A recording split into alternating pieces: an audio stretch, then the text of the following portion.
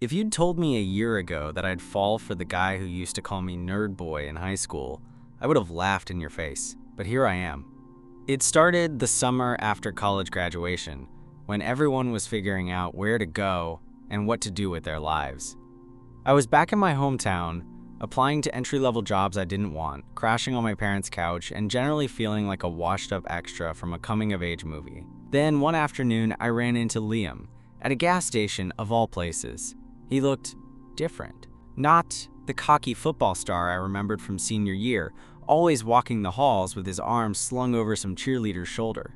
He still had the same build, broad shoulders, toned arms, but now he had this tired look in his eyes, like life had knocked some of the shine off him. "Yo, Micah?" I blinked, halfway through pumping gas. "Liam?" He grinned, like he wasn't sure if he should still be the guy the first remembered. "Damn, it's been forever." "Since high school," I said, my voice a little stiff. Last time we'd spoken, he'd made a joke in the locker room that left me spiraling for days. But he seemed different now. More careful. He asked if I was back in town, what I'd been up to, and before I knew it, we were catching up like old friends. "Hey, I'm throwing a little thing tomorrow," he said. "Just a few people. You should come by." I hesitated. "You sure?" "Yeah," he said, eyes steady. "I mean, I'd like that." That surprised me. The old Liam never wanted me around. The old Liam didn't say things like, "I'd like that," with a softness in his voice. The next night, I showed up to his house. There were a few people there. Some I recognized, some I didn't. But it wasn't a big party. Just drinks, music, casual backyard vibes. Liam came out of the kitchen with a beer, handed it to me, and stuck close the entire night. Every time I turned around, there he was. We sat on the porch around midnight. Everyone else had drifted inside. He was quiet for a minute, then he said, "I owe you an apology." That caught me off guard.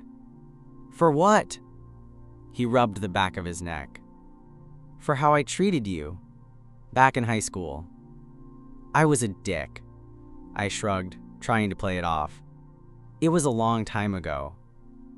"Doesn't mean it didn't matter," he said. Something about his voice made me pause. It was the same voice that used to say things that made me flinch, but now it sounded different. Honest. "You were dealing with your own shit?" I said before I could stop myself. He glanced at me. "Yeah, I was." That night, after everyone left, I stayed behind to help him clean up.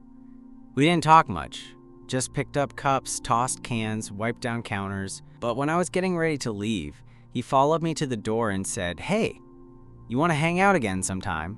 Just the two of us?" There was a hesitation in his voice. Not like he was asking to grab a beer, like he was asking something deeper, something harder to name. I nodded. And that was how it started. Our first actual hangout was nothing special. Liam texted me a few days later and said, "You free tonight?" I was. Of course I was. It's not like my job applications were flying off the shelves.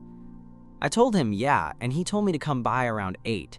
When I got there, he had a six-pack on the coffee table and a game paused on his TV, some mindless shooter we both half knew how to play. His house smelled like fresh detergent and something a little musky, like he'd just showered but didn't bother to put on cologne. "You want first player or second?" he asked, handing me a beer. "Second," I said. "So I can blame lag when I suck," he laughed. "You always were good at excuses." It was easy. Surprisingly easy. We drank, we played, we talked trash like we were still dumb high school kids. But underneath it all, there was this undercurrent, something that wasn't there before. Every time our knees bumped on the couch, I caught him pausing just a second too long before shifting. Every time I made a joke, he actually listened, like really listened, and smiled in this way that made his whole face soften. At one point, I said something dumb and reached over to shove his shoulder, and he grabbed my wrist before I could pull away. Just held it there. Not tight, not rough, just enough to make me look at him. His fingers didn't let go right away. I didn't say anything, neither did he. Eventually, he dropped my wrist and cleared his throat. "Sorry, reflexes." We both knew it wasn't that. I left that night feeling like my skin was buzzing, like I'd been holding my breath for hours and still hadn't exhaled. The next time we hung out, it was a movie, then a drive, then a late-night food run that turned into sitting in his truck for 2 hours talking about stuff we'd never admitted out loud before, like how lost we both felt after college, how weird it was being back in a town that didn't feel like ours anymore. "I thought I'd be different by now," Liam said at one point, staring out at the dark street, like more sure of things. "Like what things?" He didn't answer right away. Just sipped his soda, then looked over at me. "You ever feel like there's a part of you you've been pretending doesn't exist?" I swallowed. "Yeah," he nodded. "Me too." That was it. Nothing explicit, nothing said out loud. But it was there. The third time I came over, he hugged me when I walked in. Just a quick one-armed thing, but still. I felt his hand linger on my back. Felt the way he didn't fully let go until I shifted first. The fourth time, he sat closer on the couch. Our arms touched the whole movie, and neither of us moved away. I could feel the heat of his body, his breath changing when I laughed too close. I didn't want to jump to conclusions. But something was happening. Something real. And it all came to a head on the fifth night. It was a Thursday night. Summer humidity still thick in the air, making every breath feel a little heavier. I'd stopped by Liam's place after dinner, not planned, just one of those "you around" texts that somehow became a pattern. He opened the door in gym shorts and a tank top, fresh from a run. His hair was damp, clinging to his forehead, and his skin was still flushed. "You want water or a beer?" he asked, already walking into the kitchen. "Whichever comes with a fan," I joked, wiping my forehead. He tossed me a cold one, fan's broken. "But I run shirtless, so that's practically the same thing." I rolled my eyes, but I laughed. Because of course he said that. And because I didn't want to admit that, yeah, it was kind of working. We sat on the couch again, played some music, talked, nothing big. But the way he looked at me, it wasn't subtle anymore. He watched my mouth when I talked. His knee pressed against mine and didn't move. At one point, he reached out to brush a piece of lint off my shirt, and his fingers lingered just long enough to make my pulse skip. I waited for him to say something, to make a move. But he didn't. So when it hit midnight and I stood to leave, that's when it happened. "Don't go," I turned back. "What?" He stood too, slower, like every motion cost him effort. "I don't want you to leave." His voice wasn't cocky, wasn't even confident. It was quiet, almost unsure. I felt my chest tighten.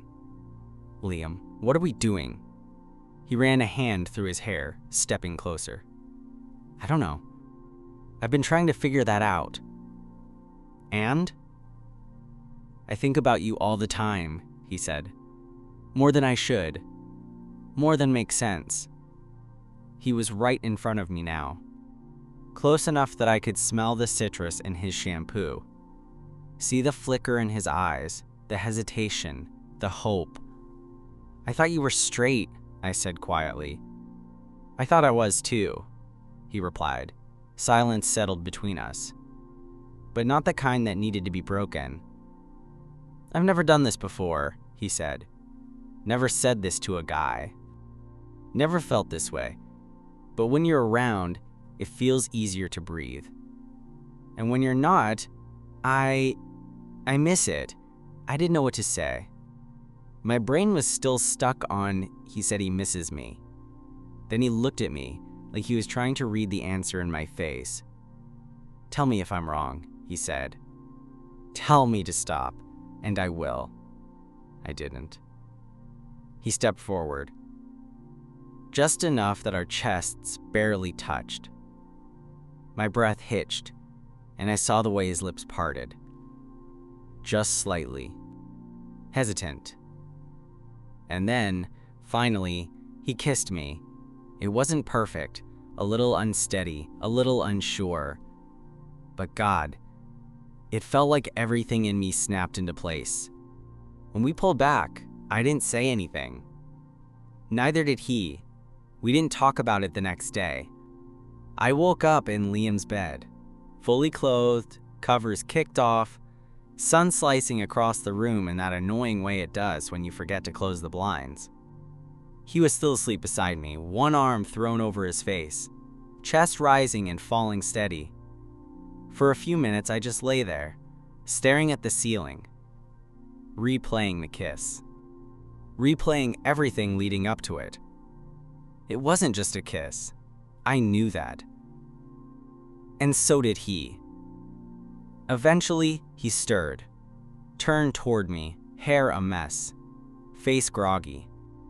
"Hey," he mumbled, voice thick with sleep. "Hey." He didn't move for a moment. Then he reached out and let his fingers lightly brush my forearm, like he was testing if it was okay. It was.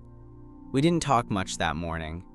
Just made coffee, passed each other in the kitchen with shy smiles, like we were both too afraid to say the wrong thing. There wasn't any awkwardness, exactly, just a weird sense of new, like the ground had shifted and we were figuring out how to walk again. Later that afternoon, I was getting ready to leave, again, and he walked me to the door. "You good?" he asked. I nodded. "Yeah, you?" He leaned against the wall, arms crossed, looking almost nervous. "You sure this isn't just a phase? Like a heat of the moment thing? Is it for you?" He shook his head. "No, that's what's messing with me. I've never felt like this with anyone before. It's not just," he trailed off, then tried again. "It's not just about kissing you." I felt something flutter in my chest. He scratched the back of his neck. "You want to come by tomorrow? Or whenever. We don't have to make it a thing. I like having you here. I like being here," I said. The next few weeks blurred together. I was still job hunting, still half living out of my car some days, bouncing between my parents' place and interviews. But I kept ending up at Liam's. Sometimes it was just a chill. Sometimes we'd talk for hours. Other nights we didn't talk at all, just watched movies on the couch until one of us dozed off. And more often we ended up tangled together. On the couch, in his bed, in that in-between place where everything was unspoken but nothing was unclear. But then one night, everything came to a head. We were out grabbing food, just burgers and milkshakes, nothing fancy, and we ran into one of his old teammates. Big guy, beard, booming voice. "Liam! Dude, it's been forever!"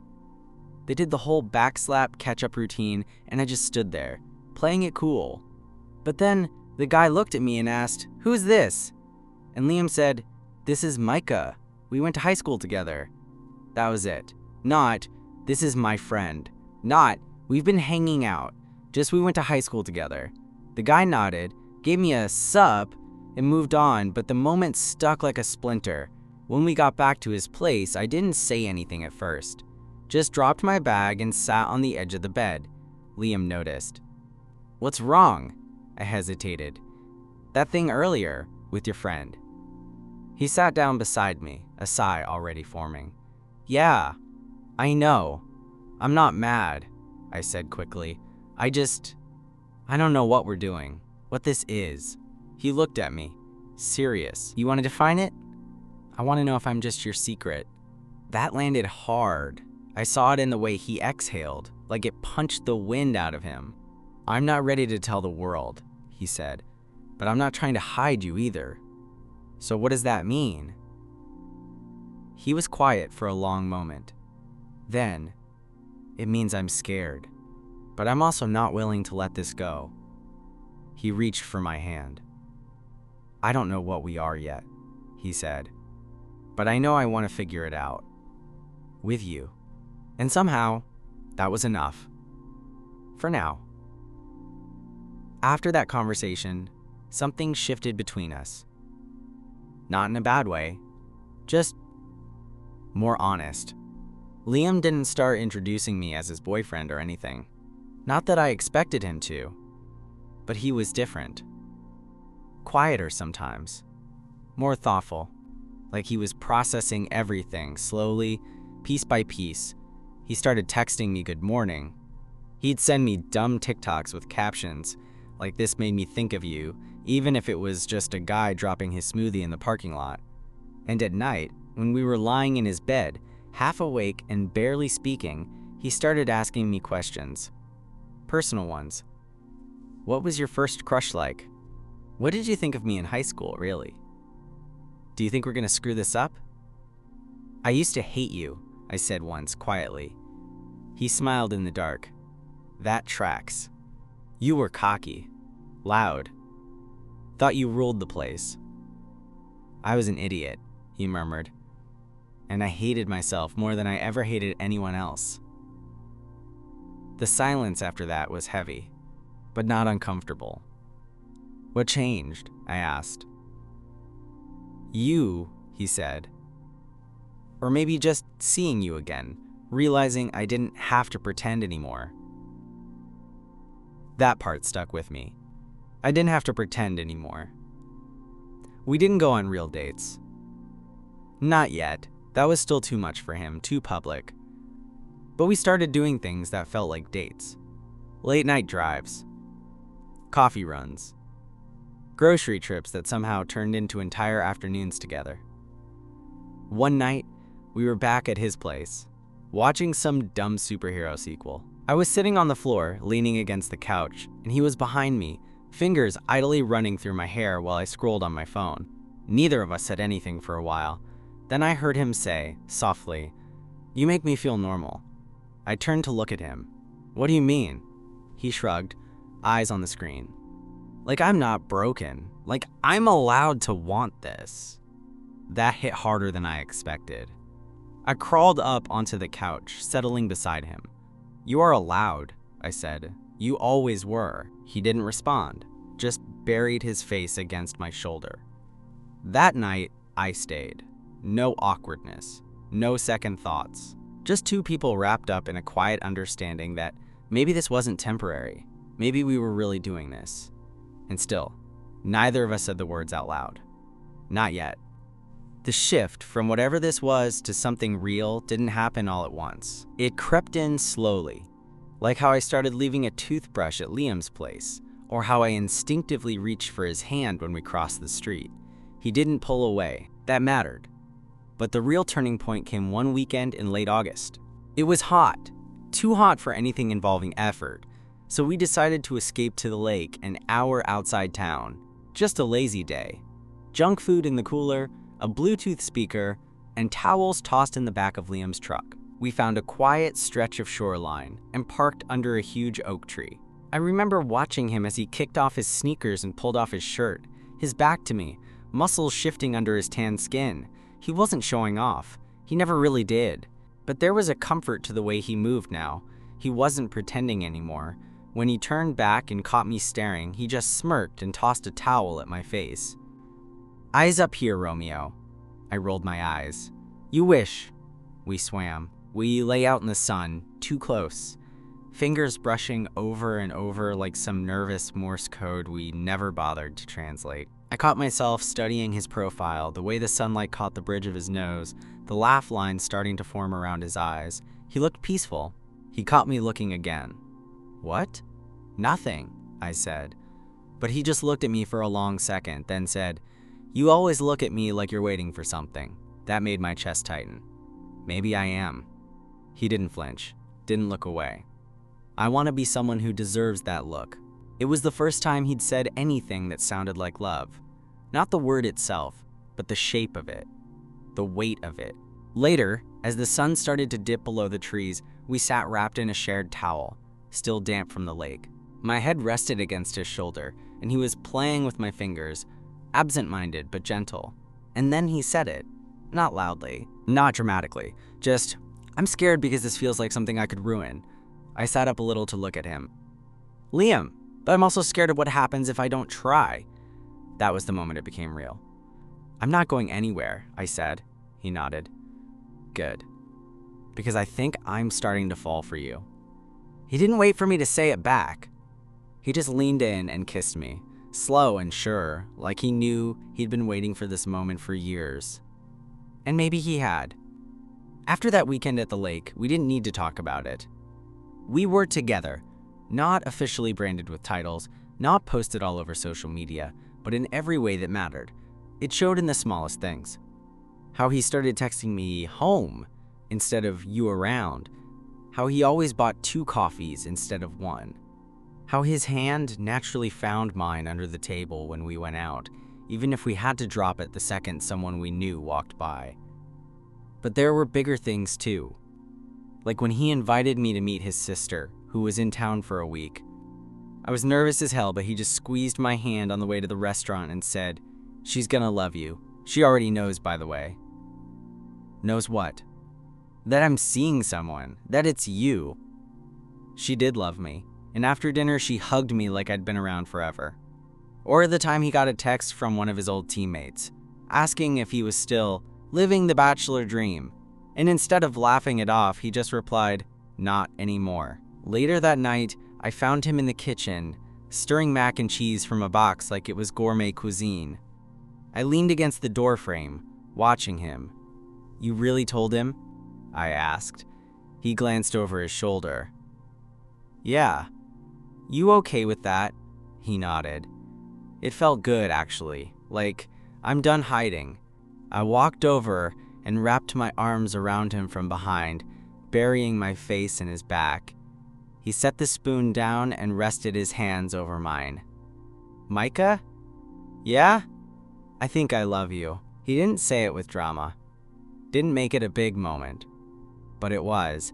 I turned him around slowly. His eyes were steady. Nervous, but sure. "I love you too," I said. Been waiting to say that. He kissed me right there, in our terrible little kitchen, with half-boiled noodles on the stove and a fan clunking in the background. It wasn't fireworks or slow-mo romance, it was real. And exactly right. Liam started introducing me as his boyfriend after that. It didn't happen all at once.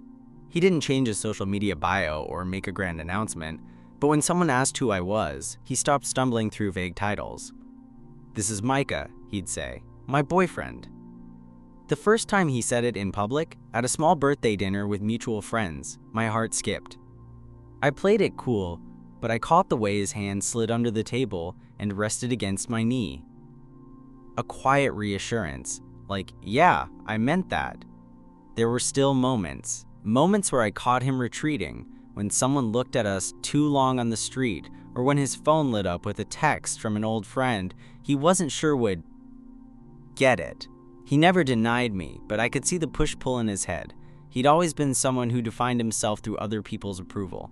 Teammates, coaches, girls, his dad. But slowly, I watched him let that go. One night, we were sitting on the balcony of his apartment, legs tangled, a blanket draped over both of us. The city lights were low, the kind of calm that only happened around 1 a.m. He was scrolling through photos on his phone, stopping at one from the lake, me in the background, lying on the towel, sunglasses on, head tilted back, laughing at something he'd said.